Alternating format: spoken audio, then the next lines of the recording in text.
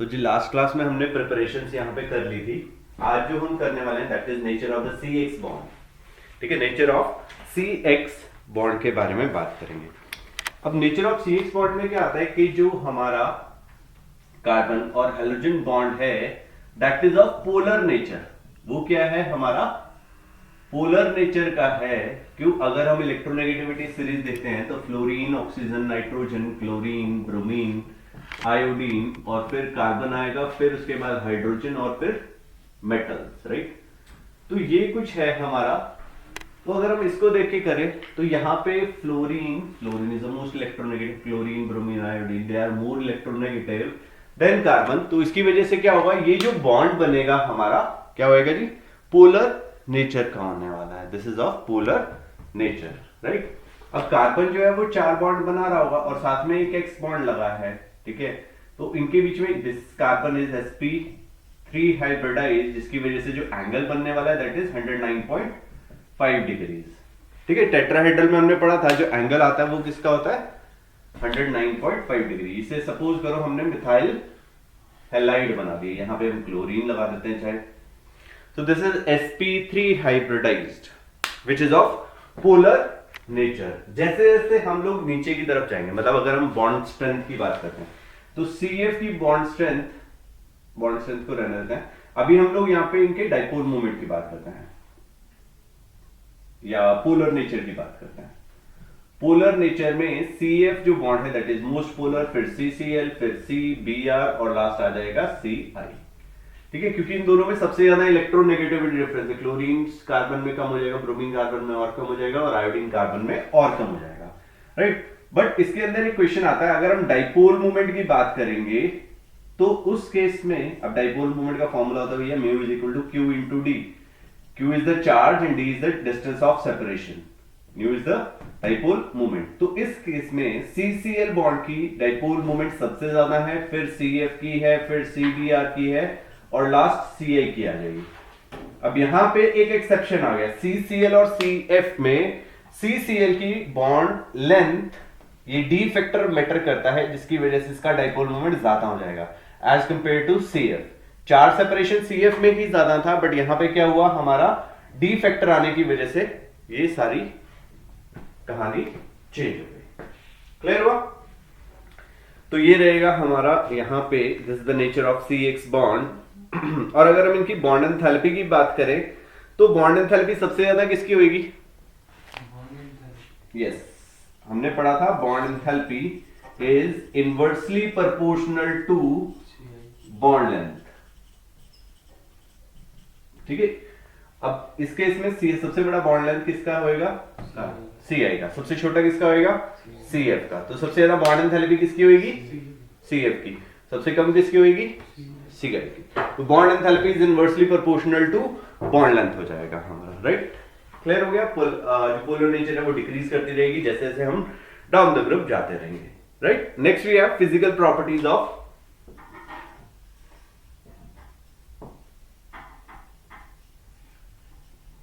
Okay, physical properties की बात करते हैं। Physical properties of alkyl halide. अब फिजिकल प्रॉपर्टीज में हम लोग यहां पे क्या बात करने वाले हैं, पहले इनके फिजिकल स्टेट के बारे में बात करेंगे।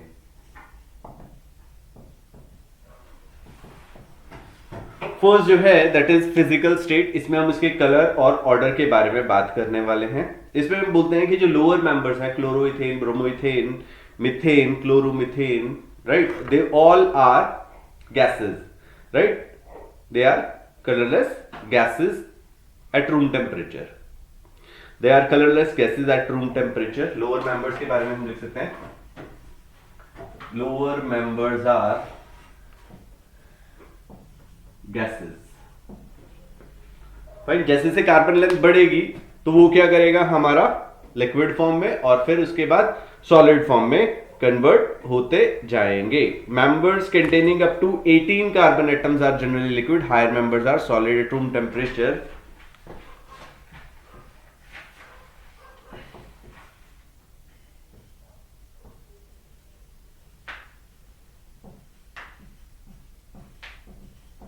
Are liquid and higher ones are solid. Right. और इसके बाद अगर हम बात करते हैं तो दे आर कलरलेस लिक्विड्स और दे एक्सपीरियंस या they develop colour when expose to air.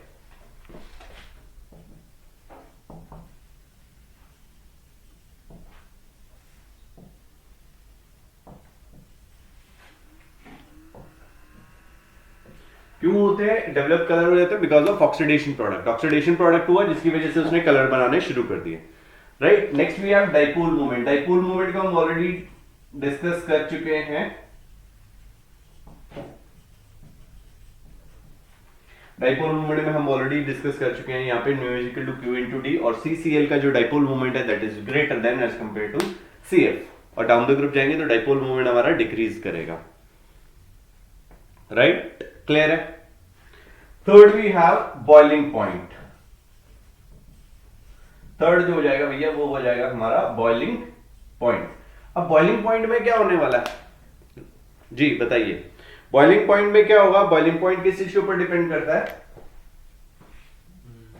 देखो डाइपोल डाइपोल इंटरेक्शन है और उनके बीच में क्या होगा? वंडरवल फोर्सेस भी होंगे, राइट। और जैसे जैसे हम डाउन द ग्रुप जाएंगे साइज बड़ा होगा, साइज बड़ा होगा तो वंडरवल फोर्सेस भी बढ़ेंगे जिसकी वजह से बॉइलिंग पॉइंट जो है वो इंक्रीज करेगा, राइट। तो अगर सपोज करो हमने कार्बन चेन बराबर रखा बट हमारा लेट्स से CH3F लिया हमने, फिर CH3Cl लिया, फिर CH3Br लिया और एक हमने लिया CH3I। तो CH3 has the maximum, CH3I has the maximum boiling point, ठीक है। जैसे जैसे कार्बन चेन बढ़ेगी with increase in carbon chain boiling point increases, ठीक है। जैसे जैसे कार्बन चेन बढ़ेगी वैसे वैसे बॉइलिंग पॉइंट भी बढ़ेगा हमारा। एक और चीज भी है यहां पे, in isomeric haloalkanes boiling point decreases with increase in branching. जैसे जैसे ब्रांचिंग बढ़ेगी वैसे वैसे बॉइलिंग पॉइंट डिक्रीज करेगा। व्हाई? बिकॉज सरफेस एरिया जो है वो डिक्रीज करता है। अब समझिए कैसे होएगा। 1 2 3 4 5 लेट्स से हमने यहाँ पे ये क्या हो गया, 1 क्लोरोब्यूटेन हमने लिया, 1 2 3 4 यहाँ पे Cl लगा दिया। इसकी वजह से क्या हुआ? इसकी शेप चेंज हो गई। कार्बन चेन को भी चेंज कर देता है। यहाँ पे लेट्स से हम यहाँ पे कार्बन लगाते हैं, यहाँ पे Cl लगाते हैं, तो कार्बन चेन चेंज हो गई, नहीं सॉरी यहाँ पे कार्बन चेन नहीं चेंज हुई, यहाँ पे चेंज हो जाएगी।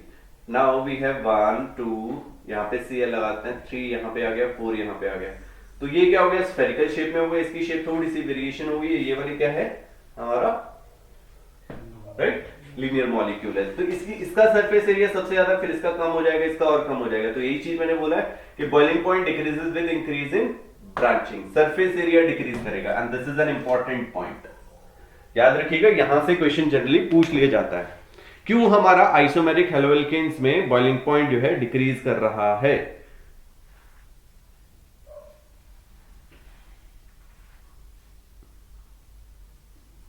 फाइन, क्लियर है।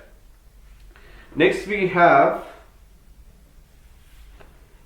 अब जैसे जैसे कार्बन चेन बढ़ेगा तो भैया बॉइलिंग पॉइंट जो है हमारा इंक्रीज करेगा। Fine, okay. Next we have density. Density में क्या होने वाला है? जैसे जैसे कार्बन चेन बढ़ेगा वैसे वैसे बॉइलिंग डेंसिटी इंक्रीज करेगी। और डेंसिटी किस चीज के ऊपर डिपेंड करती है हमारी? डेंसिटी डिपेंड्स ऑन, डेंसिटी का फॉर्मूला क्या होता है? Mass by volume, right. Density is equal to mass by volume. तो अगर कार्बन चेन इंक्रीज कर रहा है डेंसिटी इंक्रीज करेगा, ठीक है, क्योंकि मास बढ़ रहा है। और अगर हमारा साइज ऑफ हेलोजन इंक्रीज करेगा तो भी डेंसिटी इंक्रीज करने वाला है, तो भी डेंसिटी जो है भैया वो इंक्रीज। ओके, तो ये तो थी हमारी फिजिकल प्रॉपर्टीज। एक लास्ट जो है हमारा solubility, this is very very important. अब सॉल्युबिलिटी में एक क्वेश्चन बोला जाता है कि भैया जो हमारा CX बॉन्ड है वो पोलर नेचर का है, but it is, या alkyl halide, but alkyl halides are insoluble in water. ये क्वेश्चन बड़ा ही इंपॉर्टेंट है, ठीक है। उसने बोला कि CX बॉन्ड जो है that is of polar nature but alkyl halides, ठीक है, जो CX बॉन्ड है अल्काइल हैलाइड में वो पोलर नेचर का है but still it is insoluble in water. Very important question, ठीक है। अब इसमें समझिएगा, ये बोल रहा है कि वाटर, वाटर मेरा पोलर है, लाइक डिसॉल्व लाइक पढ़ा था हमने, बट यहां पे वो नहीं, वो चीज नहीं हो रही है। ऐसा क्यों नहीं हो रहा? बिकॉज इसमें समझिए, इसने बोला कि वाटर और जो RX था, एल्काइल हैलाइड था, इनके बीच में जो बॉन्ड बना वो एक वीक बॉन्ड था, राइट। जब ये बॉन्ड बना तो उसने जो एनर्जी रिलीज करी that is not sufficient to overcome the hydrogen bond between water molecule। ठीक है जी। ये वीक बॉन्ड बना, क्यों बना? बिकॉज जो एनर्जी इसने रिलीज करी, जब ये इन्होंने हाइड्रेशन किया, इसका वाटर के साथ रिएक्शन करने लगे, तो एनर्जी रिलीज थी वो कम थी। वाटर बॉन्ड के, जो वाटर के बीच में जो हाइड्रोजन बॉन्ड बना है उसको ओवरकम करने से कम थी, तो इसीलिए ये क्या रह गया? इनसॉल्युबल रह गया। That's why alkyl halides are insoluble in water। ठीक है जी, alkyl halides are insoluble in water। Clear है भाई? बनेंगे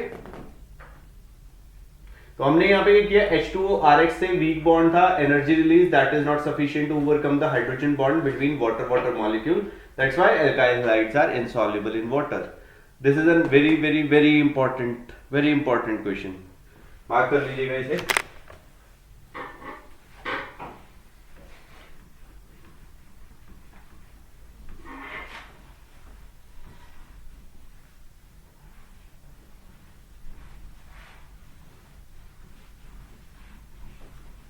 रीजन अच्छे से याद कर लीजिएगा, क्योंकि अभी तक हम लोग यही समझे थे कि यहाँ पे क्या हो रहा है कि पोलर नेचर के, लाइक डिसॉल्व लाइक करेगा, बट ऐसा नहीं है यहाँ पे, right. Next we have chemical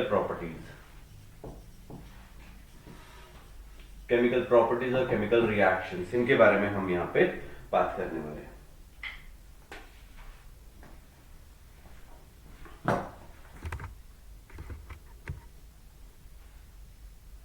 चलिए, chemical properties of alkyl halide के बारे में यहां पे हम लोग बात करेंगे। फर्स्ट जो है that is substitution reaction, replacement और सब्स्टिट्यूशन रिएक्शन।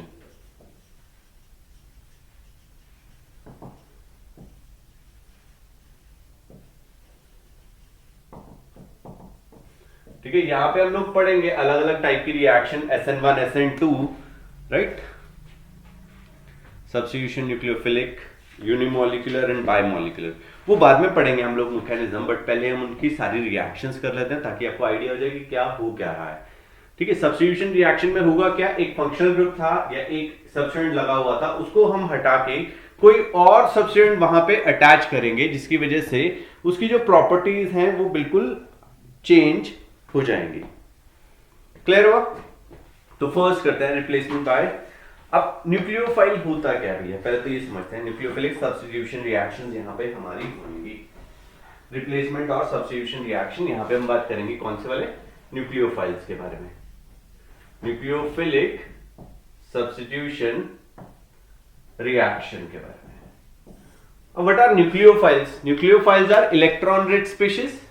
ठीक है, दो टाइप के होते हैं, एक नेगेटिवली चार्ज होते हैं और दूसरे होते हैं हमारे न्यूट्रल, राइट। न्यूक्लियोफाइल्स हमारे इलेक्ट्रॉन रिच स्पीशीज हैं,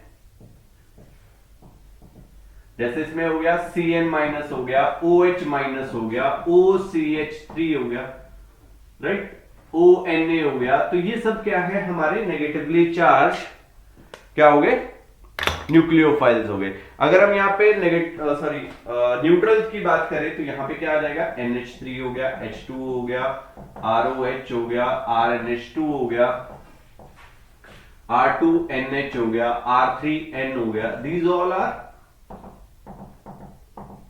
न्यूट्रल न्यूक्लियोफाइल्स। ठीक है जी, यहां पे हम OR नेगेटिव, इसकी जगह हम जनरल OR माइनस ले सकते थे। ठीक है, CH3 COO माइनस ले सकते थे। तो दे आर डिफरेंट न्यूक्लियोफाइल्स। अब होगा क्या, न्यूक्लियोफाइल कैसे अटैक करने वाला है, देखिए जरा। जन सिंपल सा था, nucleophile is an electron rich species.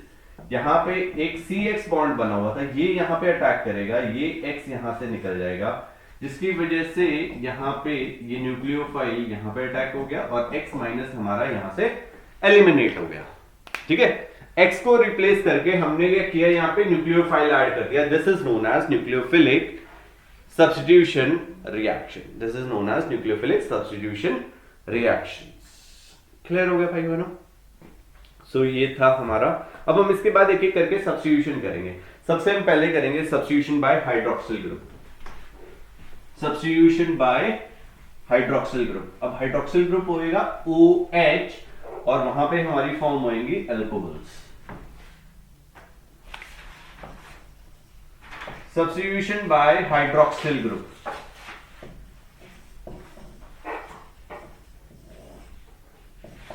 Formation of alcohols.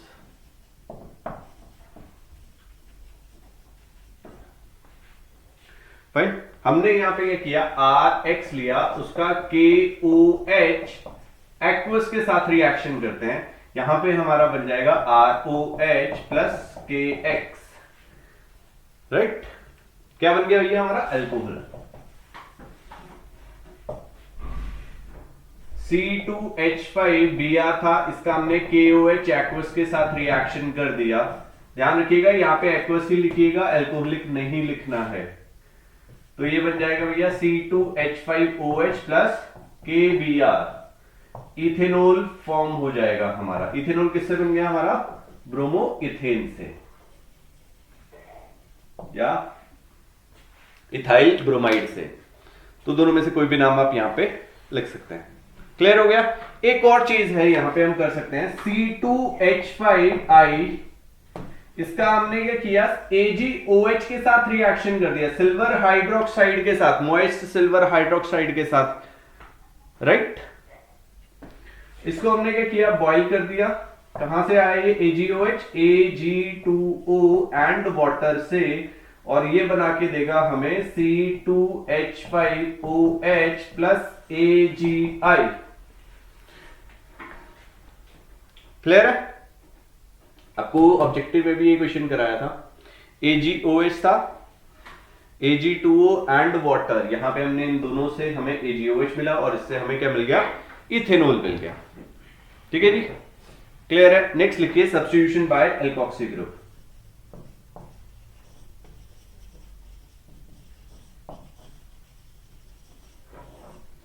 Substitution by alkoxy group, formation of ethers.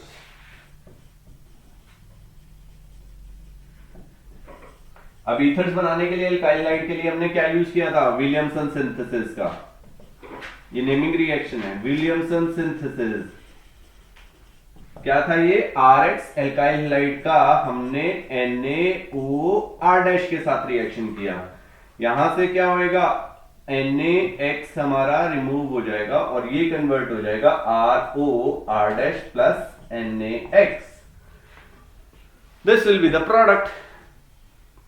Clear हो गया। इसको हमने यहां पे कर दिया heat. This is the Williamson synthesis. इसका एग्जांपल ले लेते हैं, C2H5Br प्लस NaOCH3। यहां से हमने NaBr निकाल दिया, हीट किया था इसे, और ये बना के देगा C2H5OCH3 प्लस NaBr।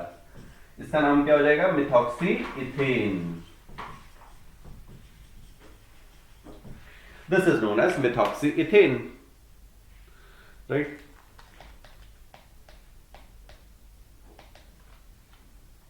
विजिबल हो गया। फाइन, मिथॉक्सी इथेन बन गया ये विलियमसन सिंथेसिस था, मैंने आपको पूरी लिस्ट दी थी, उसमें एक नेमिंग रिएक्शन है ये।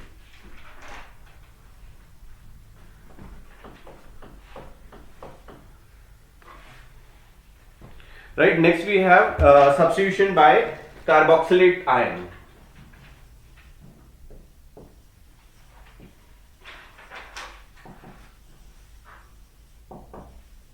Formation of esters.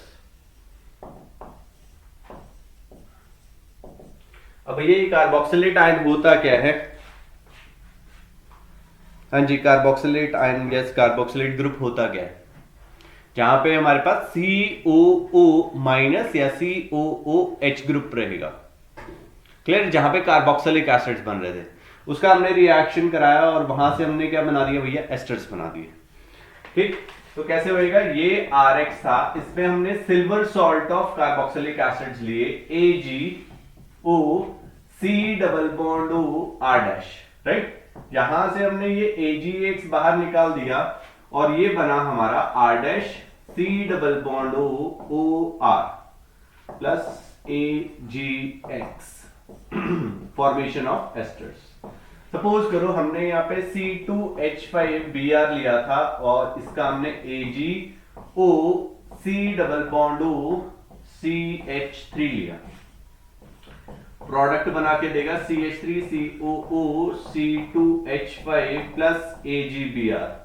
अब इसका एक और नाम भी लिख सकते हो आप, ethyl acetate. Ethyl acetate. Right, clear है? तो नाम का थोड़ा सा ध्यान रखिएगा यहां पे। अब नेक्स्ट जो है हमारा, that is substitution by cyano group.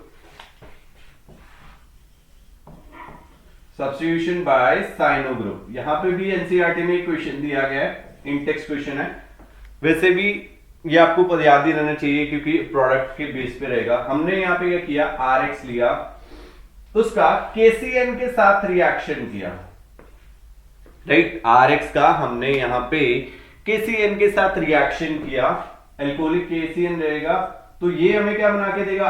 RCN plus KX। ठीक है जी, क्या बना के देगा? ये साइनाइड्स बना के देगा, या नाइट्राइल्स हम उसे बोलते हैं। ठीक है जी, क्लियर है? सपोज करो मैंने यहाँ पे CH3Br लिया और उसका मैंने KCN एल्कोहलिक के साथ रिएक्शन कर दिया, तो it will give us CH3C triple bond N plus KBr। इस तरीके से हमें प्रोडक्ट मिल जाएगा। यहां पे 2 कार्बन है तो इसका नाम क्या हो जाएगा? Ethane nitrile. Ethane nitrile. 2 carbon होने की वजह से इसका नाम जो आ जाएगा भैया वो आ जाएगा इथेन नाइट्राइल।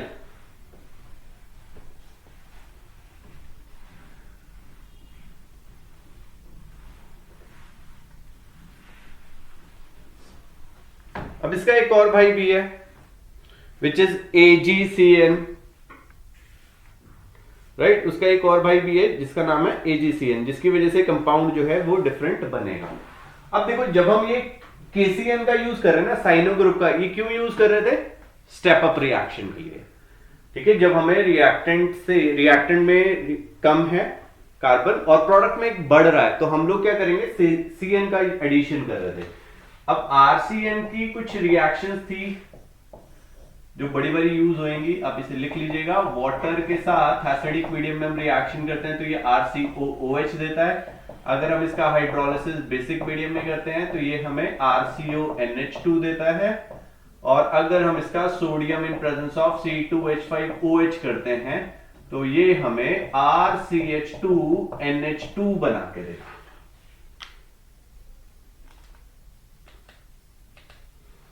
RCH2NH2 बना के देगा। क्लियर है? कोई कंफ्यूजन है जी इसमें? इसको मेंडियस रिएक्शन भी बोलते हैं,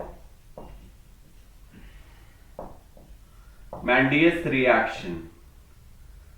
right, next we have substitution by isocyano group.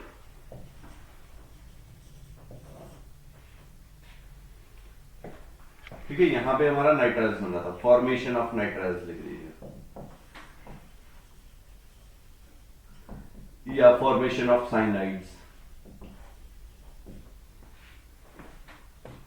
तो यहां पे क्या बनेगा हमारा, फॉर्मेशन ऑफ आइसोसाइनाइड्स।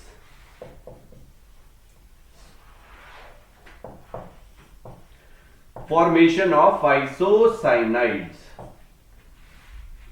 यहां पे हमने RX लिया, उसका हमने AgCN के साथ रिएक्शन किया, यहां पे प्रोडक्ट जो है वो हमारा RNC बनेगा और AgX बन जाएगा। C2H5Br, इसका हमने AgCN के साथ रिएक्शन किया and product will be C2H5NC plus AgBr। Clear हो गया जी? यहां पे AgBr बन जाएगा, राइट। ये भी रिएक्शन अल्कोहल की प्रेजेंस में हो रहा था, अल्कोहलिक AgCN, और इसका नाम क्या हो जाएगा हमारा, इथाइल आइसोसाइनाइड। ठीक है जी, इसका नाम हो जाएगा इथाइल आइसोसाइनाइड। अब क्वेश्चन आता है कि यार KCN के साथ हमने रिएक्शन किया था तो हमें साइनाइड्स बना और AgCN के साथ किया तो आइसोसाइनाइड्स बना, ऐसा क्यों हुआ, राइट ऐसा क्यों हुआ, ध्यान दीजिएगा। देखो इसमें बोलता है कि KCN जो है भैया that is an ionic compound, right, और जब ये टूटेगा तो K plus and Cn minus में टूटेगा। अब Cn तो पूरे के ऊपर, नेगेटिव चार्ज तो दोनों के ऊपर है ना, क्योंकि ये एक ही स्पीशीज की तरह काम कर रहा है। और इसमें बोलता है कि कार्बन कार्बन बॉन्ड जो बनेगा वो मोर स्टेबल है, दैट इज मोर स्टेबल, जिसकी वजह से RCN जो है मेरा मेजर प्रोडक्ट बन जाएगा। RCN is major product, fine. दूसरा उसने बोला AgCN जो है that is a covalent compound, वो मेरा कोवेलेंट कंपाउंड है, तो K प्लस यहां पे Ag और Cn बनेगा। इनके ऊपर पॉजिटिव और नेगेटिव चार्जेस नहीं है क्योंकि वो एक कोवेलेंट कंपाउंड था। और इस केस में इन Cn N is more electronegative, तो उसकी टेंडेंसी है इलेक्ट्रॉन्स को एक्सेप्ट करने के लिए, तो वो RNC मेजर प्रोडक्ट बना देता है। RNC जो है वो हमारा मेजर प्रोडक्ट बना देता है। KCN एक आयनिक कंपाउंड था, K प्लस और Cn माइनस बना, यहां पे CC बॉन्ड हमारा मोर स्टेबल हो जाता है, इसी वजह से RCN, मतलब R ये कार्बन ये भी कार्बन, ये बॉन्ड मोर स्टेबल है, इसी वजह से this is the major product. AgCN is a covalent compound, Ag और Cn में ब्रेक करा और Cn में नाइट्रोजन मोर इलेक्ट्रोनेगेटिव है, तो वो ज्यादा प्रोन है, वो ज्यादा इलेक्ट्रॉन्स को पुल करेगा और इसकी वजह से RNC हमारा मेजर प्रोडक्ट बन जाता है, राइट। ये ध्यान रखिएगा, ये क्वेश्चन भी यहां पे पूछा जाता है। क्लियर हो गया जी? अब उसके बाद नेक्स्ट हम करेंगे substitution by nitrile group.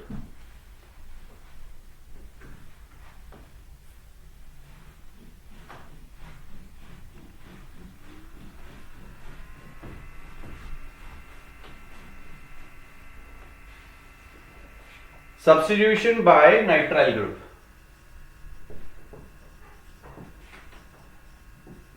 Substitution by nitrile group. Right? Nitrile group. Okay, nitrile group के बारे में हम यहां पे बात करेंगे। यहां पे हमने क्या किया, RX लिया और उसका हमने KNO2 के साथ रिएक्शन किया और ये बना के देगा हमें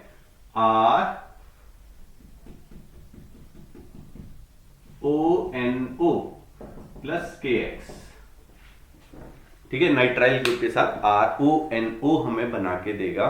ठीक है, C2H5Cl था, इसका हमने KON डबल बॉन्ड O के साथ रिएक्शन किया, ये बना देगा हमें RONO, right, plus KCl।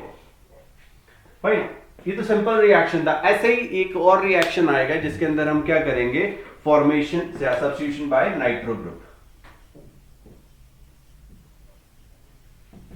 Nitro group, right. इसमें क्या किया हमने, RX था, इसका AgNO2 के साथ रिएक्शन कर दिया, ये बना के देगा हमें RNO2 plus AgX, C2H5Cl plus AgNO2 C2H5 N double bond O single bond O plus AgCl, ये जो है हमारे प्रोडक्ट बन जाएंगे।